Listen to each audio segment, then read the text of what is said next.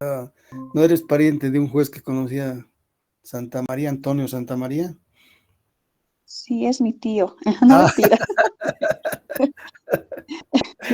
entonces le vas a decir, el Rosas es mi docente, ahí te va a decir malas cosas de mí. Doctor, doctor, una consultita. ¿Qué pasa y qué procede si es decir, la parte querellante, la víctima se encuentra en el momento del juicio oral? Indicaba de que no se tiene que encontrar, no tiene que estar presente. Entonces, ¿cómo tendría que proceder el juez en este caso? ¿Cuál Claro, sería el su opinión de probablemente, la... ya, probablemente el abogado del imputado tendrá que observar esa circunstancia y pedirle al juez de que invite al querellante a hacer abandono de la audiencia toda vez que él también va a testificar, si es que lo han propuesto como testigo. Entonces, el juez, atendiendo esa solicitud, hace lo mismo, ¿no? Es decir, invita a la parte querellante a que abandone la audiencia. Así nomás de fácil. Santa María. Ya. ¿Está Sí, bueno? doctor. Ya, ¿por qué? Pues, ¿alguien más para proseguir? Bien, desarrollo de la audiencia. El fiscal y los defensores podrán pedir las aclaraciones que tengan relación con las declaraciones del imputado. El fiscal y los defensores podrán pedir las aclaraciones que tengan relación con las declaraciones del imputado. Eh, Esto es poco verificable, o sea, muy poco se puede practicar, porque si tenemos en consideración que el querellante no puede ingresar, el abogado de la defensa tampoco puede, por equidad, por igualdad de partes, tendría la posibilidad de pedir aclaraciones al imputado, porque se supone que el imputado va a declarar ante el fiscal de una manera espontánea y voluntaria todo lo que se le pregunte.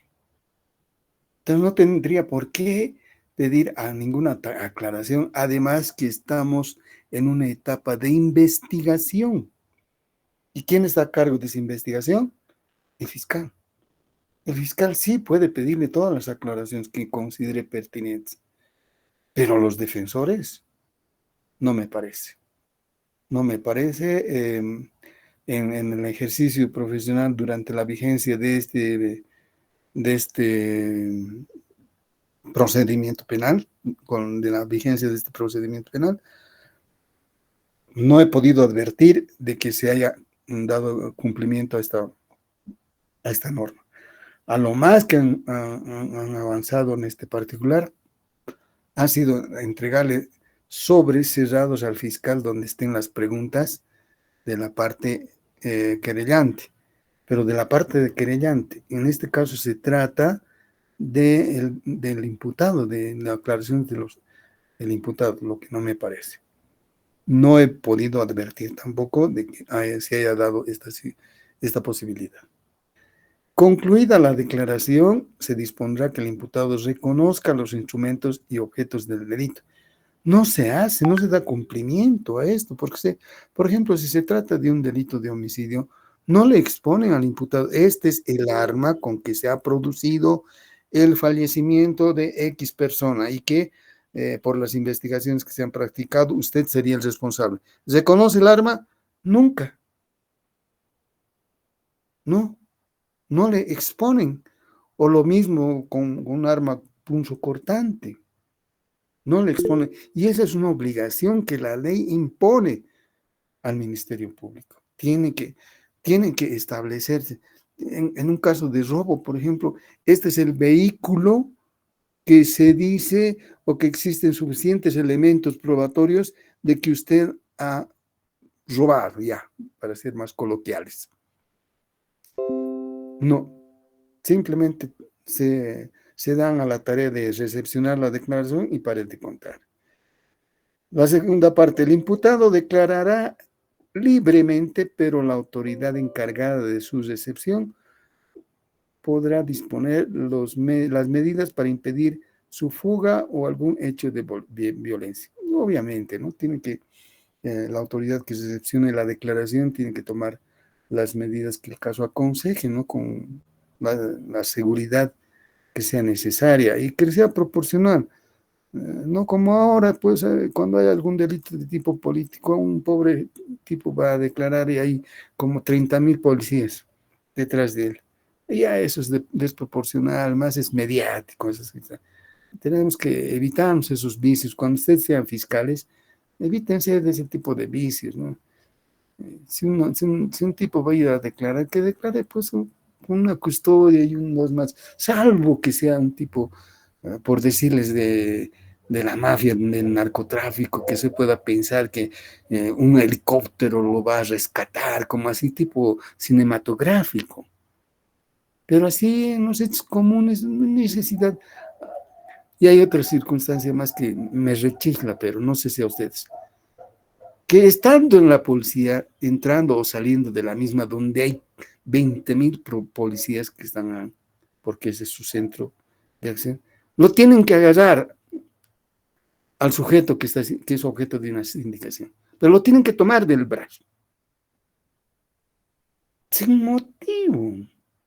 Eso es, hasta me supone, es una falta a su dignidad humana, a su dignidad de persona. ¿Qué necesidad hay de tenerlo que agarrar del brazo? ¿Se va a escapar en un recinto policial, en un recinto judicial, existiendo las seguridades correspondientes? No, o será para la foto, por favor. Esas cosas que están en el reglamento policial no son consideradas, a mi juicio, como pertinentes y poco proporcionales con el acto que se está efectuando, es decir, la investigación de un hecho delictivo, y que viola además el principio de inocencia. Si se supone que es inocente esa persona, ¿por qué se lo va a tener que agarrar del brazo? A veces los enmanillan inclusive, pero es un absurdo que a mi juicio tienen que corregirse, no es posible. Salvo en casos de extrema peligrosidad del imputado. Artículo 96. Varios imputados. Existiendo varios imputados, estos prestarán sus declaraciones por separado. Se evitará que se comuniquen entre sí antes de la recepción de todas ellas. Está clarísimo, ¿no? Entonces, cuando hay varios imputados, por ejemplo, en las violaciones múltiples, los separan en distintos lugares antes de que presten su declaración para evitar de que estos se pongan de acuerdo frente a una tesis, una hipótesis que pretendan hacer valer en su defensa, ¿no? Generalmente acuden al hecho de que la chica ha ido voluntariamente a tomarse unos tragos y ella era la que invitaba, ella era la que repartía el alcohol y nos hizo tomar a todos nosotros y bueno, nosotros estábamos borrachos, ella empezó a desvestirse y nosotros cumplíamos nuestro rol nomás de hombre guión animal. Entonces, para evitar de que ese hecho de que los imputados se pongan de acuerdo en algún tipo de declaración, entonces la ley establece esa posibilidad de apartarlos antes de su declaración. Seguimos, Nevia, por favor, en el dispositivo rápido.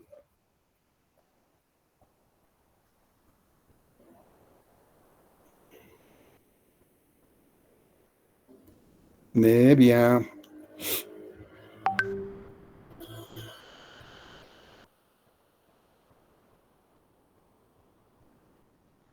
Doctor, Sí, buenas noches. Una consulta.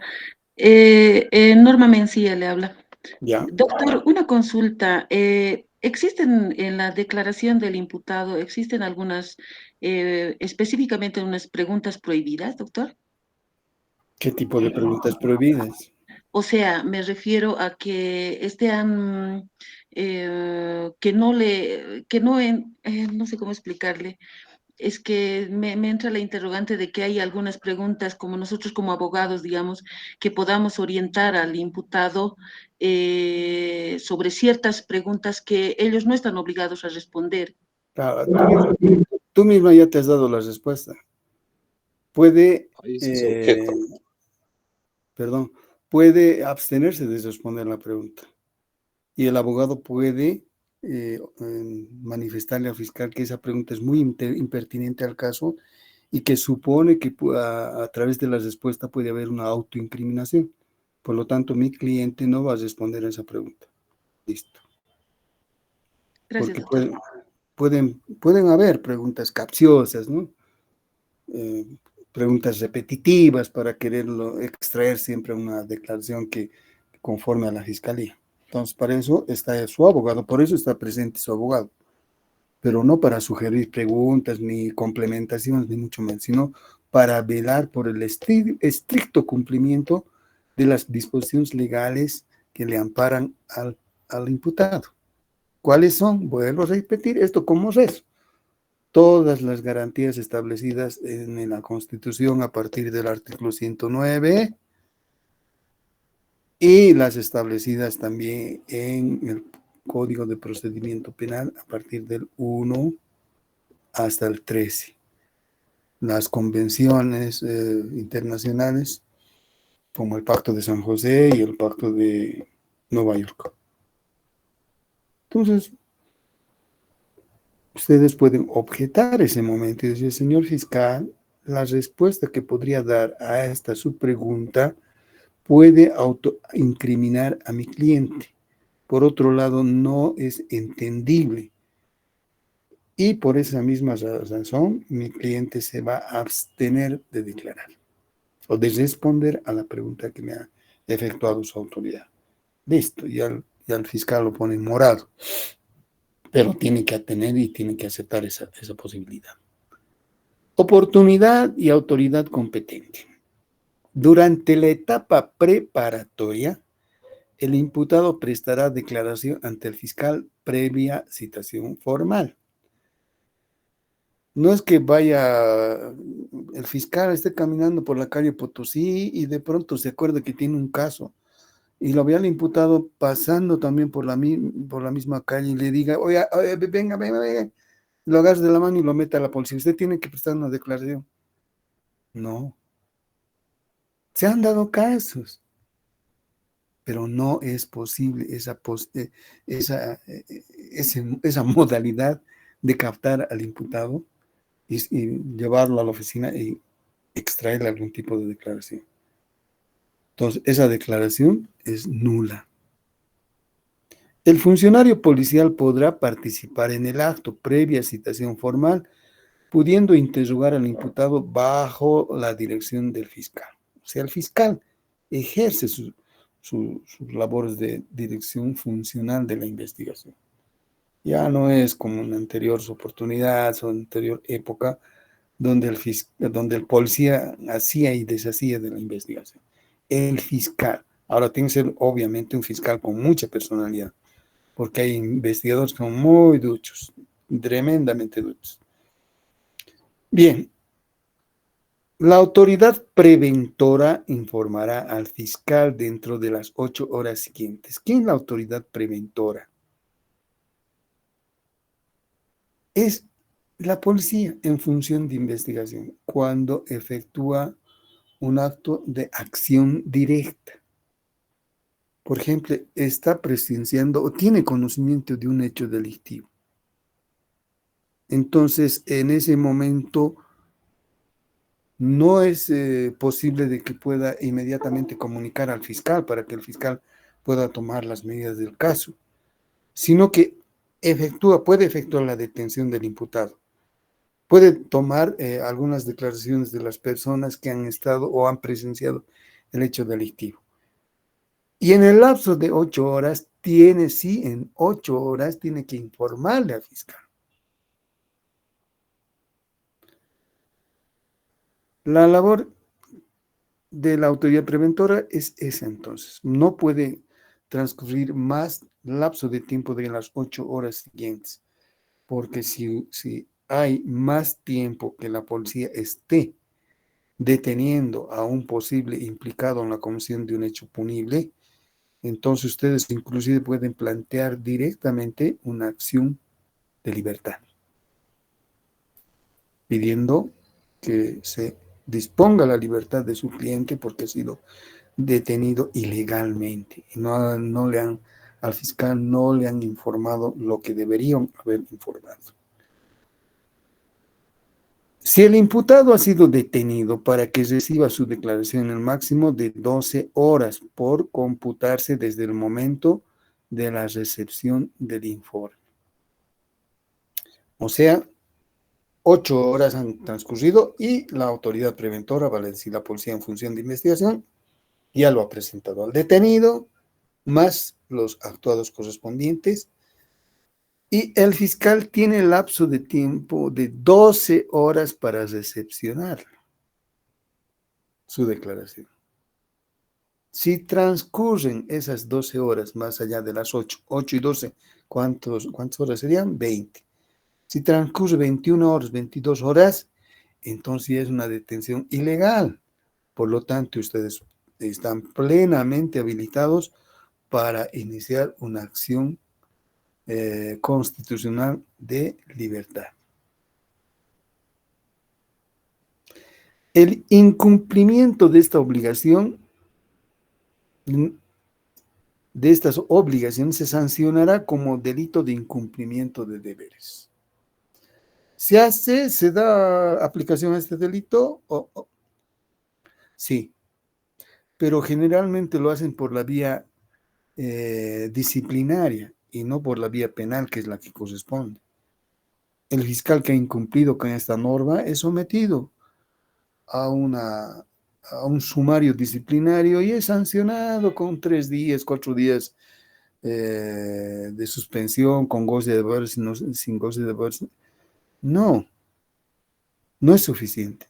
Debería ser enjuiciado penalmente, porque después de la vida, ¿cuál es el derecho protegido de mayor valor en la Constitución Política del Estado? A ver. La libertad, doctor.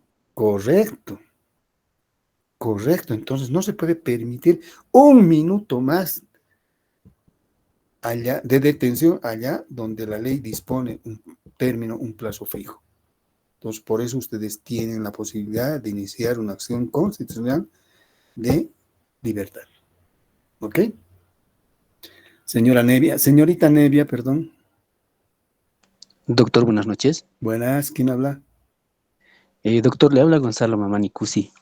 Bueno, Doctor, tengo una duda y que siempre me he preguntado de que el ejemplo, por ejemplo, doctor, de que en los medios de comunicación, de televisión, por ejemplo, hay presentaciones de presuntos delincuentes en cámaras, enmanillados, incluso en presencia del mismo ministro. sí, Entonces, doctor, acá se estaría violando la presunción de inocencia, los mismos derechos de la propia imagen, la exacto. dignidad, doctor. ¿Qué, doctor, es correcto la manera de proceder de las autoridades policiales, por ejemplo, del mismo ministro, al exponer algunas personas en cámaras, enmanillados, doctor? Es mi pregunta y una duda que siempre he tenido.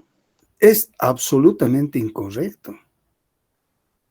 Es incorrecto, pero no solamente es incorrecto, sino que es violatorio, como usted ya lo anticipó, de sus derechos a la privacidad, a la imagen y esencialmente a la presunción de inocencia.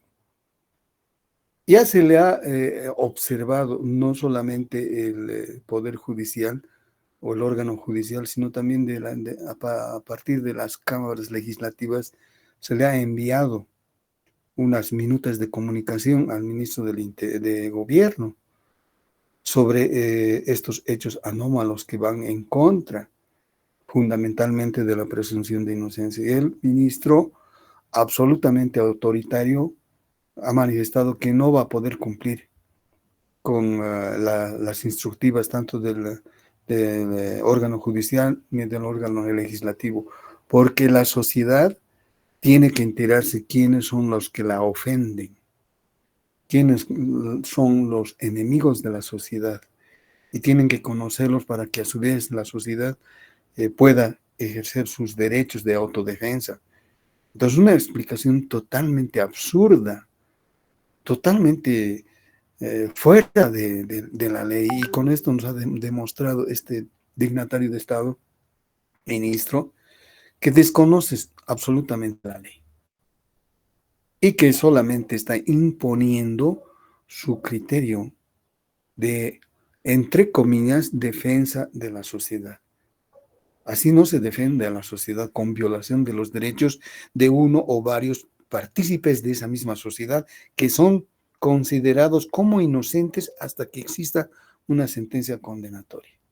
Ha habido un caso en el mismo en que por hacer ver que existe una dinámica en la investigación de los delitos, en un caso de secuestro, si no me equivoco, detuvieron a una persona, a una mujer, y a la mujer la presentaron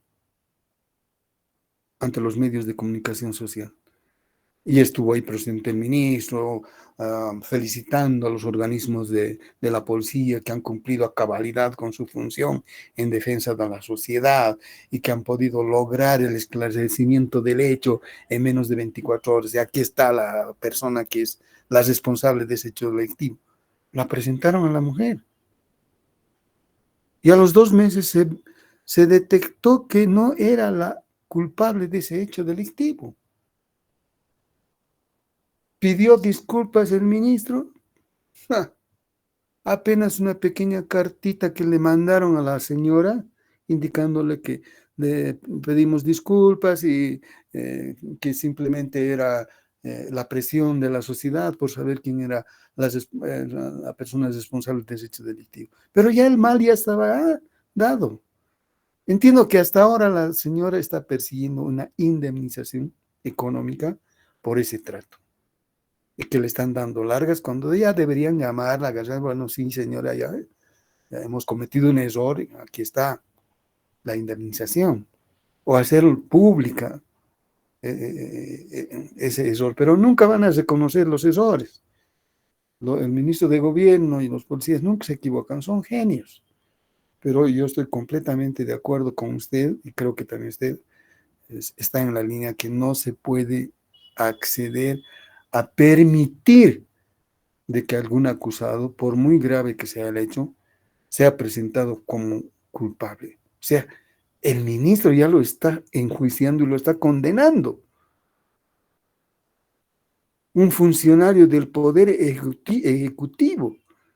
¿Y quién tiene pues que declarar la culpabilidad? ¿Es un funcionario del Poder Ejecutivo o una autoridad jurisdiccional? Así que es una cuestión muy delicada. Ojalá que bueno, el brillante y genio ministro de Justicia haga algo al respecto, porque se siguen dando estos casos. Entonces, no es posible mantener. Hay una prohibición en el Código de Procedimiento Penal que lo vamos a ver al momento de tocar la etapa preparatoria en cuestión. Pero lo lamentable es de que cuando se viola esa posibilidad, no hay una sanción. Entonces el policía, al no haber sanción, pues lo presentan y hacen su show mediático y qué sé yo, cosa que está fuera del lugar y fuera básicamente de la ley y de la constitución política del Estado. ¿Ok? Ya. Gracias, doctor. No, porque... Doctor, una consulta, por favor. Adelante, la que quiera. Ignacio, doctor, ¿no? Rodolfo Gavino Doctor, Calle, buenas noches. Ya. Doctor, buenas noches. Bueno. Ignacio Salas, Antes estaba participando. Doctor, disculpe, siga. No se preocupe. Gracias, doctor. Tengo la siguiente consulta. Sí. Es con respecto a la declaración, o sea, el imputado prestará su declaración ante el fiscal, dice, pero Sí. sin embargo, en la práctica se ve que la declaración de los imputados se lo hace solamente ante el policía. Sí, ya lo hemos explicado, recién se está conectando, seguro. Ya lo hemos explicado.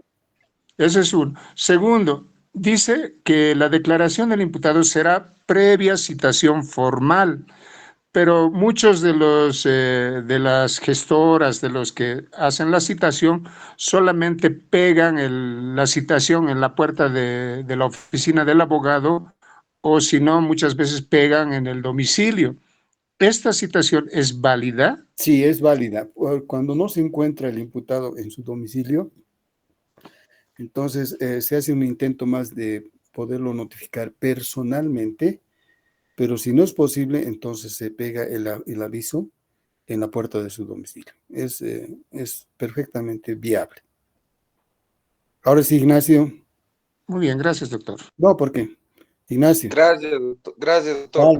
Dale, A dale. modo de agradecerle la paciencia, directamente, ¿hay algún instructivo para los medios de comunicación que entorpecen todo lo que se ha investigado a momento y para después también?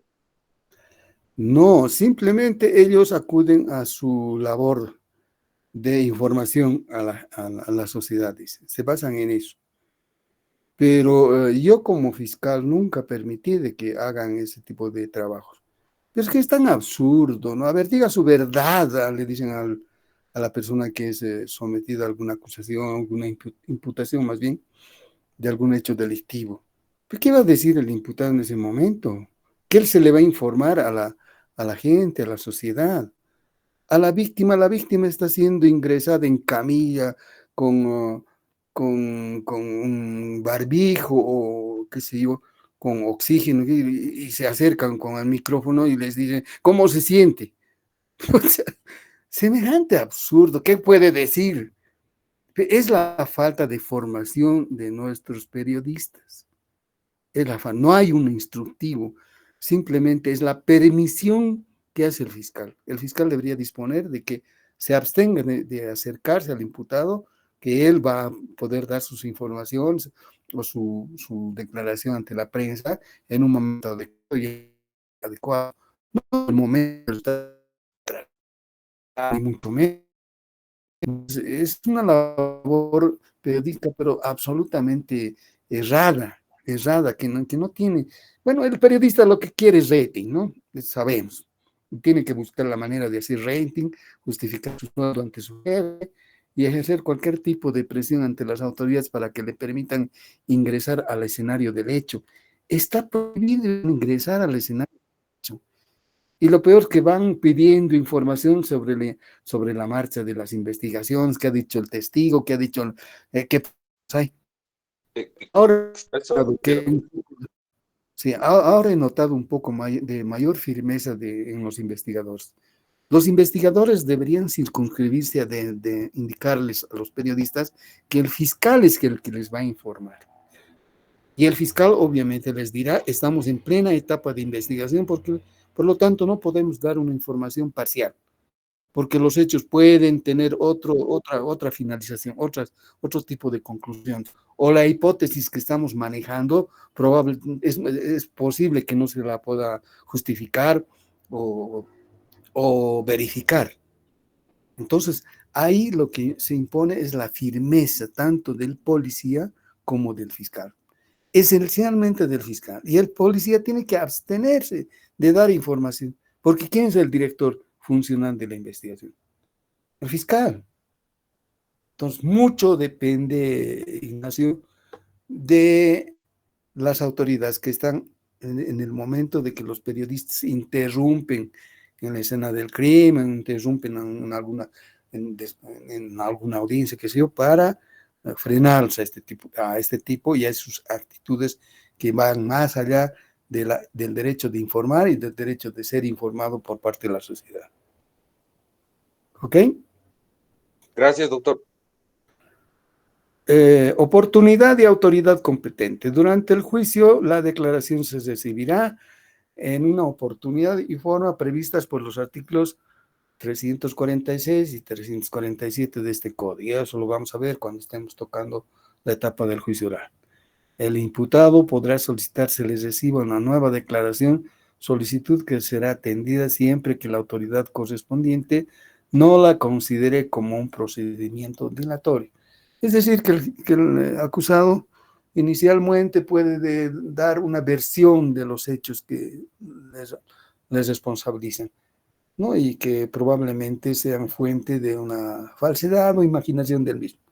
Y que después quiera voluntariamente declarar lo que ha ocurrido en verdad, quiénes han sido los partícipes, cómo se ha hecho, o si se ha planificado el hecho, o ha surgido en forma espontánea, todo. Entonces puede declarar las veces que quiere, pero en la etapa preparatoria el fiscal puede analizar su solicitud y si ve que esa solicitud es de carácter dilatorio, entonces lo puede negar, puede decirle no.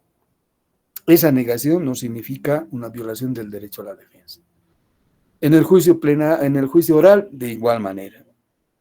Entonces, además de que en el juicio oral, como vamos a ver, el acusado ya en esa etapa tiene el derecho de última palabra, que es lo más importante, donde ahí, de acuerdo a las estrategias, ¿quién estaba hablando de estrategias? Isabel, creo, ¿no? O otra compañera. Depende de cómo haya estratificado esa declaración, puede causar conmoción, porque la parte jurídica ya la expone el abogado a modo de alegatos o conclusiones de todo el proceso. Pero la parte humana la va a hacer el imputado con su derecho a la última palabra. Yo he visto, y bueno, les confieso que he utilizado ese medio para causar un poco de, si se quiere, amistosidad en los jueces para que no sancionen a mi cliente. Entonces depende de la preparación, ¿no? Ahora, tampoco esa declaración, ese derecho a la última palabra tiene que estar en base a situaciones imaginarias, sino tienen que tener base pues en el proceso. Pero esa base en el proceso tiene que traducirse en una exposición respecto de la parte humana. Bien. ¿Seguimos, Nevia? Doctor, disculpe, ya son más de las 8 en punto. ¿Por qué me hace atrasar, Nevia? ¿Cómo se llama? ¿Cuántas diapositivas faltan? Hola. Podemos terminar, nos falta un poquito más. No está un poquito. Ya. El registro de la declaración. Las declaraciones del imputado en etapa preparatoria se registrarán digitalmente, excepcionalmente en los lugares que no tengan acceso a la ciudadanía digital mediante transcripción. Es meramente administrativo. Seguimos, Nevia, por favor. El registro si el imputado se abstiene de declarar, será constar, por supuesto, en el acta y será firmado por las partes. La declaración de su abstención o en su caso la citación por edicto se presentará junto con la imputación y con la acusación. A momento de presentarse el requerimiento de acusación se tiene que acompañar, ¿no? La citación por edicto, si es que ha sido declarado, o la declaración de su abstención. Seguimos, por favor. Careo del imputado, inobservancia. El artículo 99 señala, el careo del imputado con testigos u otros imputados es un acto voluntario. Si aquel lo acepta, se aplicarán todas las reglas establecidas para su declaración. Antiguamente no se permitía el careo del imputado con testigos, pero ahora sí se permite porque se dice de que esa confrontación entre testigo y el imputado podría dar más luces a momento de tratar de esclarecer el hecho. Pero en mi criterio, este careo del imputado debería darse solamente en la fase investigatoria, que es eminentemente de acumulación de elementos probatorios, mas no en el juicio. La norma no establece diferenciación si este careo se puede efectuar en el juicio oral o en la etapa preparatoria. Para mí, solamente debería darse en la etapa preparatoria. Inobservancia. No se podrá fundar ninguna decisión contra el imputado si en la recepción de su declaración no se observaron las normas establecidas en el presente capítulo. Ya la hemos manifestado, no puede haber una declaración sin el fiscal, sin el abogado del imputado, sin que pudiera haber sido citado formalmente. Inclusive habíamos manifestado que ustedes tienen abierta la posibilidad de plantear una acción constitucional de acción de libertad. ¿Seguimos? Defensor del imputado. Incompatibilidad de la defensa. El ejercicio del defensor en un proceso es incompatible cuando éste hubiese sido testigo del hecho o participado en él. El juez o tribunal dispondrá de oficio a petición de parte la separación del defensor. Es decir, un abogado ha tenido conocimiento del caso a través de su cliente, quien lo ha contratado para su asistencia legal. Pero si en el curso de la investigación, del juicio oral, lo llaman como testigo y el abogado acepta ir a testificar, con posterioridad ya no puede ejercer esa función de abogado del imputado. ¿Se entiende? No escucho. No, doctor. Bueno, a ver, mi persona es contratada por Isabel Mita por un caso X para que la defienda y me cuenta toda su versión, cómo ha pasado el hecho. ¿Ok? Entonces yo asumo su defensa y en el desarrollo de la etapa preparatoria a mi persona me llaman como testigo. Yo puedo objetar ese llamamiento, puedo decir por razones de tipo profesional no voy a testiguar, pero acepto y voy a declarar como testigo. Esa declaración ya no me permite continuar con la defensa de Isabel. Ya no puedo ejercer esa función de defensa técnica. ¿Ahora sí? Sí, sí, ¿Otra? doctor. Sí, doctor. Doctor, una consulta. Sí. Si perdón, si el abogado defensor es ofrecido como testigo en la etapa de juicio oral, ¿sucede lo mismo o solamente en la etapa preparatoria pasa esto? No, en ambas fases, tanto en la etapa preparatoria como en la etapa de juicio oral. Muchas gracias, doctor. Muy ¿No? claro. Vamos, defensor del imputado. Número de defensores, el imputado puede nombrar cuantos defensores estime necesario. Se ve ahora, por ejemplo, en juicios de relevancia, entonces el imputado va con 3, 4, hasta 5 abogados. Esto no significa que a todos o a cada uno de ellos les ceda la palabra para que puedan objetar, para que puedan plantear algún incidente, sino a uno solo de ellos. Entonces ellos ya verán la forma, la manera de poder comunicarse y poder coordinar esa defensa, ¿no? Pero a uno solo se le concede la palabra, porque imagínense teniendo que ceder la palabra a cada uno de los defensores del imputado. Estamos hablando de un imputado. Vamos, por favor. Doctor, una consulta antes de pasar. Aquí dice, el defensor en un proceso es incompatible cuando ha sido ofrecido como testigo, solo como testigo o tiene que ser necesariamente testigo del hecho o haya participado en él. No, pero eso es un testigo, pues un testigo, ¿qué es lo que tiene que declarar? Todo su conocimiento sobre el hecho. Entonces, ese es el testigo, por definición. Es la persona que tiene algún conocimiento sobre el hecho suscitado y es lo que va a declarar. Ha habido un robo de un vehículo y puede decir, sí, yo he visto la placa, era tanto, número tanto. El color del vehículo era verde, parecía que estaba apoyado. Ese es el testigo, el que da todas las pautas, tanto a la fiscalía a nivel de investigación, cuanto a los tribunales de sentencia para establecer la acusación, para definirla y para sostener que ese hecho efectivamente ha sido ocurrido. Ese es el testigo. ¿Qué más era su pregunta?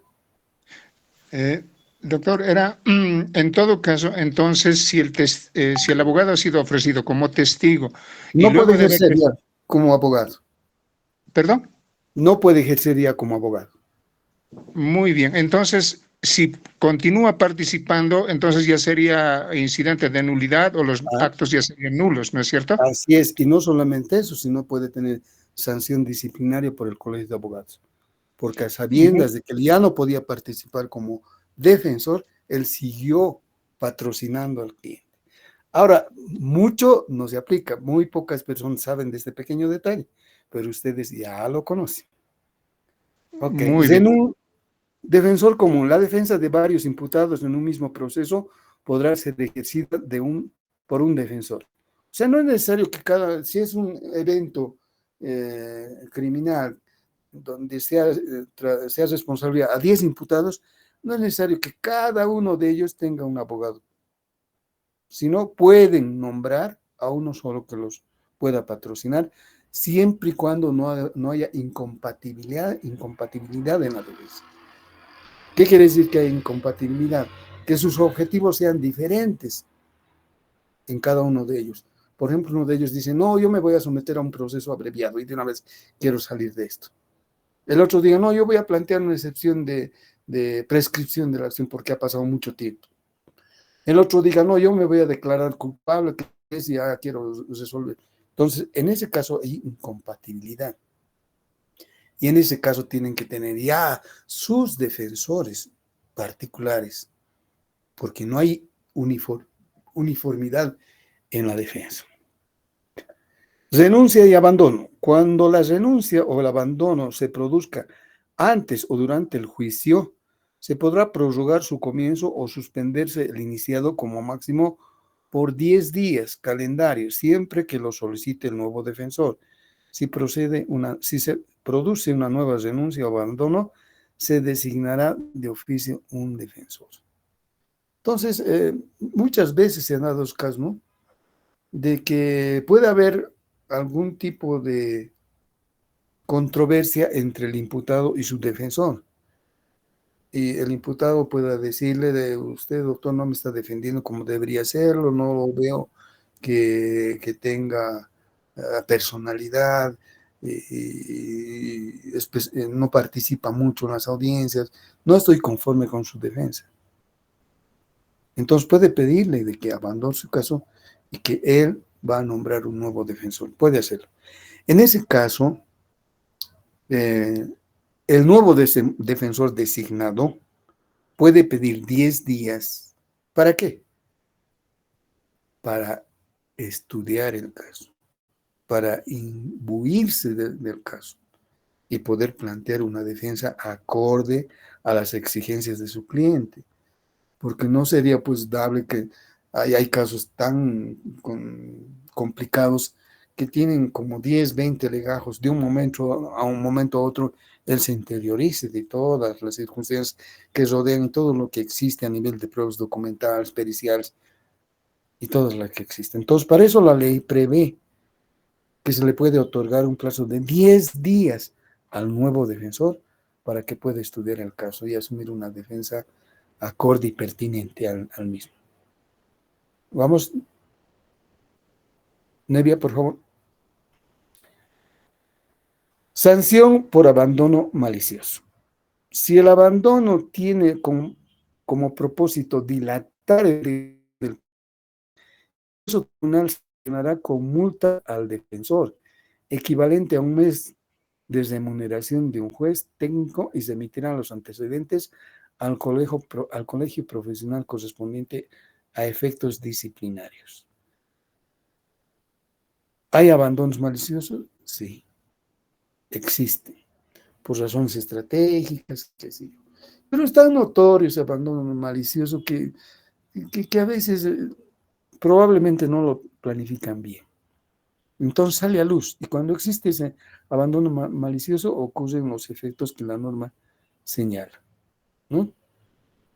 Una multa de un mes de remuneración de un juez y remisión de antecedentes al colegio de abogados para la sanción disciplinaria.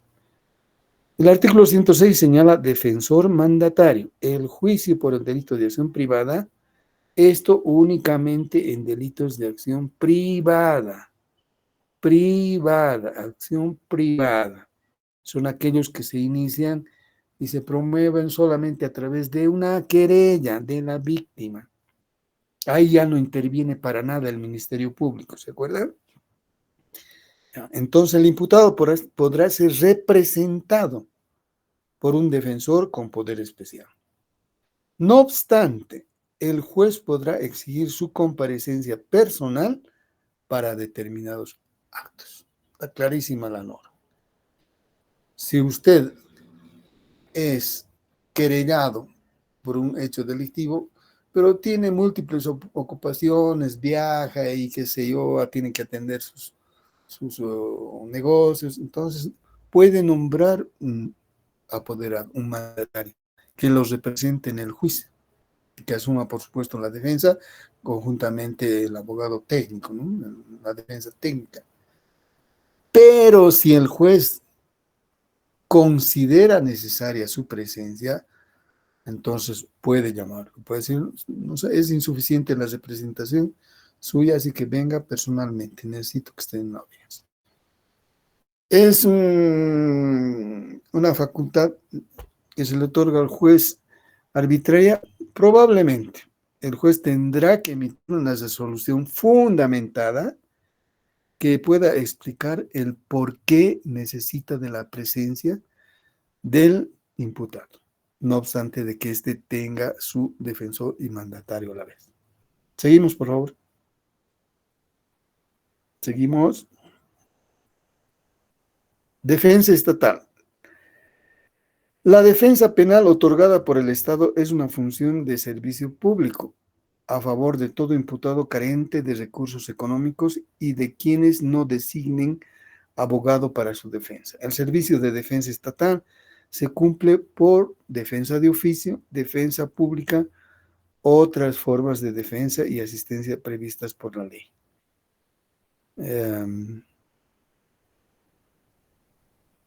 La defensa pública dependiente del Poder Ejecutivo funciona, pero lamentablemente este tipo de defensa no da una seguridad de cumplir con el derecho a la defensa del imputado y a la igualdad de partes, porque generalmente se nombran abogados jóvenes con poca o nada de experiencia en estrados judiciales, de tal manera que técnicamente son apabulados por abogados o el Ministerio Público que ya tienen la experiencia necesaria para asumir su rol exacto en promover un juicio, un proceso penal. Entonces, esto debería verse ya un poco con más detenimiento en el nombramiento de los defensores y, por supuesto, tienen que establecerse cánones y parámetros de defensa, del derecho a la defensa por parte del imputado para que haya una igualdad que la doctrina llama de igualdad de armas. Entonces, de procederse al nombramiento de un defensor que recientemente, después de su egreso o de su juramento, ha ingresado al servicio de defensa estatal, que puede ser frente a un fiscal que ya tiene 20 años en el ejercicio de ese cargo. Entonces, eso tiene que ser un poco reglamentado en forma interna, pero obviamente tiene que existir este tipo de defensa para personas que carecen de recursos económicos para poder contratar un abogado particular. ¿Seguimos?